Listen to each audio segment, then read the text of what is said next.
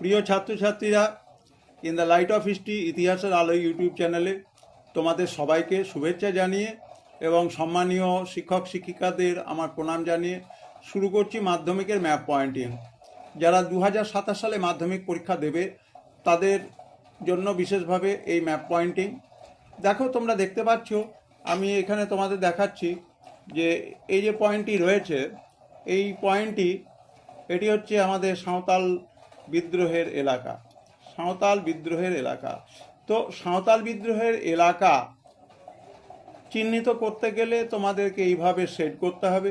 Shade করবার পর একটা তীর চিহ্ন দিয়ে সেটিকে বাইরে নিয়ে গিয়ে সেটা লিখতে হবে এরিয়া অফ সাঁওতাল হুল বা সাঁওতাল হুল বিদ্রোহের যে অঞ্চল, এবং সেটি 2.4.2 অর্থাৎ VSQ প্রশ্নের 2-4 নম্বর।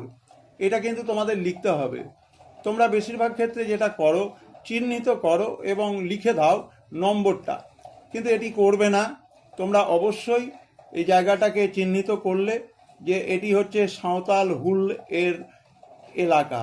পরে আরেকটি আছে, দেখো পয়েন্ট, সেটি হচ্ছে তার নিচেই, এটি হচ্ছে কোল বিদ্রোহের এলাকা।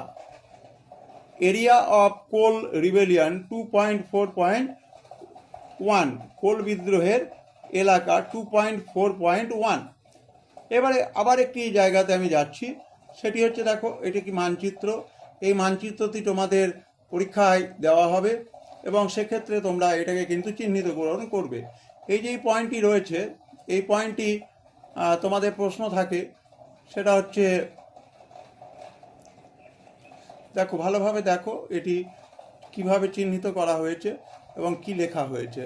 এখানে বলা হয়েছে a centre of the great revolt, a centre of great revolt 2.4.3।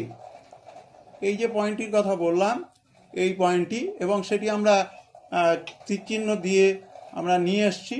সেটি হচ্ছে মহাবিদ্রোহের একটি কেন্দ্র লখনৌ 2.4.3।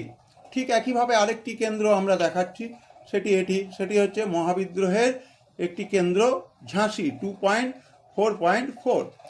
এইভাবে তোমাদেরকে কিন্তু মানচিত্রের স্থান চিহ্নিতকরণ করতে হবে।